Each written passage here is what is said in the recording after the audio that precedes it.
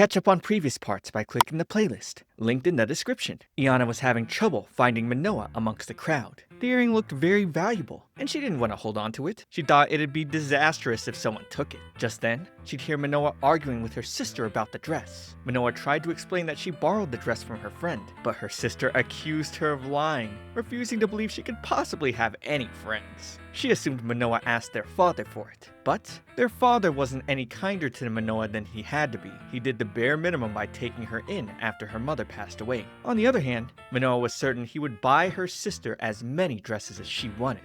Manoa tried to calm her sister down, but the girl kept berating her, saying she was better off as a slave. As Manoa's sister was about to spill wine on her again, Iana rushed in, getting herself soaked instead. She completely jumped in without thinking about it. Iana let her know that Manoa was not a slave, but instead, her friend. Manoa's sister fell to her knees, begging for forgiveness. The nobles around feared this could be the end of House Camellia for incurring the wrath of the villainous Iana Magnolia. Iana, meanwhile, thought she was just giving her normal smile earlier and had no idea how she was coming off. Shino would then step in, believing Iana was the cause of this altercation. At this rate, she feared he would want to interrogate her again. However, Konoha reminded her that this all would make the Duchess sad on her birthday. While Shino was distracted by her, Iana used the chance to escape. Sol would then take her away so she could get cleaned up. After taking a freezing shower, Sol informed her that Konoha had calmed everyone down, and Manoa was alright as well. He had also informed her that only cold water was available at this time of day, but let her know the maids were bringing the hot water. As he dried her hair, Sol let her know that the smell of wine still lingered. Suddenly, Manoa came in and started fighting Sol, and then dragged Iana away. She assumed he was assaulting her, so Iana had to explain that Sol was her servant. Iana then apologized for calling Manoa her friend earlier, believing it might have caused problems. But Manoa had no idea why she'd think that. To her, it was perfect, because everyone in her way was wiped out at once. Now,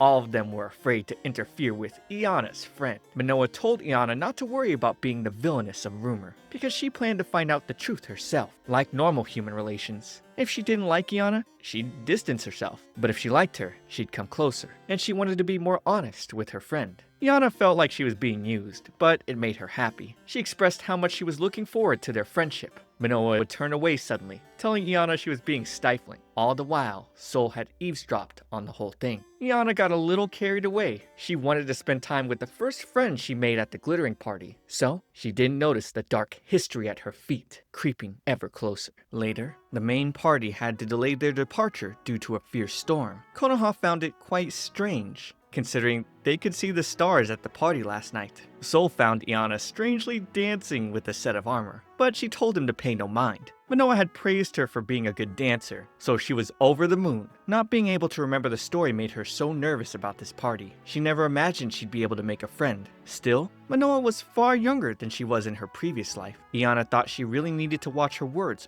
or else Manoa would think she was creepy. It wasn't that she had no friends at all, but Manoa was the first friend she made since becoming Iana, so it made her really happy, even though it was obvious that Manoa was using her to deal with her bullies. Iana would freak out when Jennifer picked up the earring she'd been meaning to return to her, but she totally forgot. Now, she feared Manoa would think she stole it and hate her, so she begged Jennifer not to tell anyone she had it. Meanwhile, she planned to tell Manoa she only just found it in the hallway. Konoha then came to ask Iana to join her for tea with the Duchess. Jennifer offered to come instead, but she didn't want him to listen to their talks about makeup and such. Iana would then decline the invitation because she was off to see her friend. Iana recalled Manoa was wearing a dress that was a memento of her mother yesterday, so the earring might be precious to her as well. She'd then meet a crowd packed in the hallway. Looking ahead, she saw Manoa's older sister yelling at the hydrangea unit officers to find her sister or she'd be forced to face the wrath of her father. Just before Iana could slip past the crowd, Shino showed up. She heard him reporting that Manoa was nowhere to be found, and that even with this weather,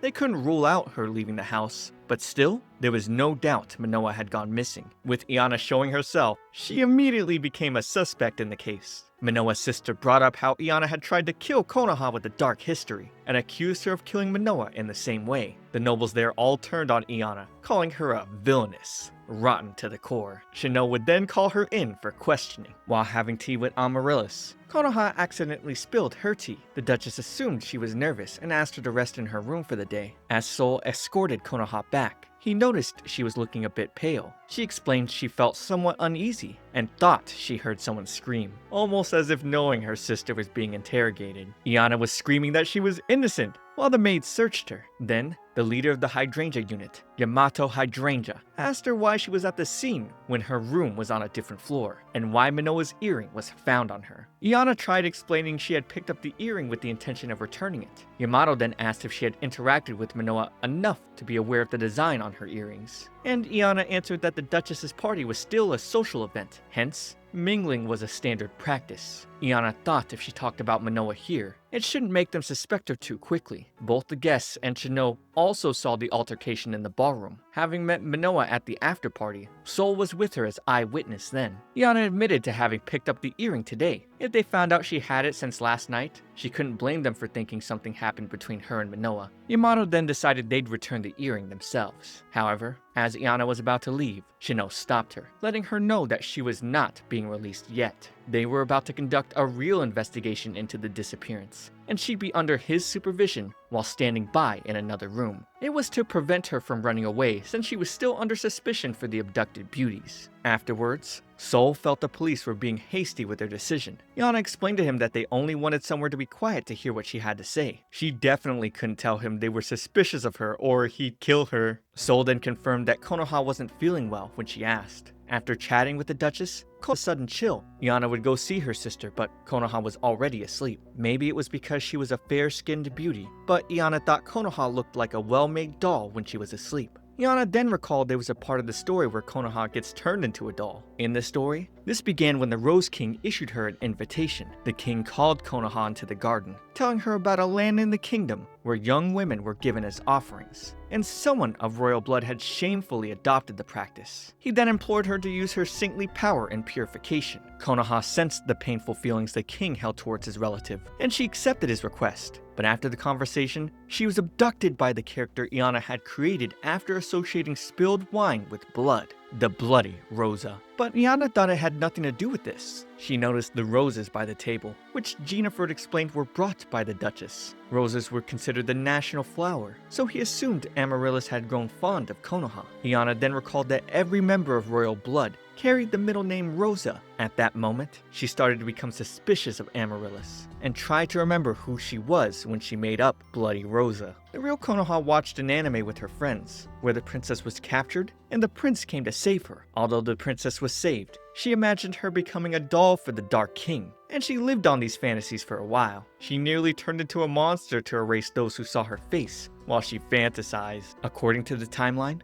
it was around the time the Demon King would appear that Bloody Rosa would show up. It was only mentioned in flashback scenes, but in the beginning, Bloody Rosa only wanted to admire the girls she abducted. When she meets Konoha in the middle of the story, she grows tired of simply admiring, and began killing the girls in the name of beauty, drinking their blood. If Amaryllis was Bloody Rosa, Iana still had a chance to save Manoa and the other girls before it was too late. Sol then offered to escort her to a new room after hearing the report from Shino, but she refused, stating she'd be safe since the police have their eyes on her. So, she asked him to protect Konoha. She planned to expose everything by finding Manoa and the others by herself. Keep up with next week's part by subscribing to my channel. For now though, watch this next video. It's me, ComfyTea, and I'll see you all in the next one.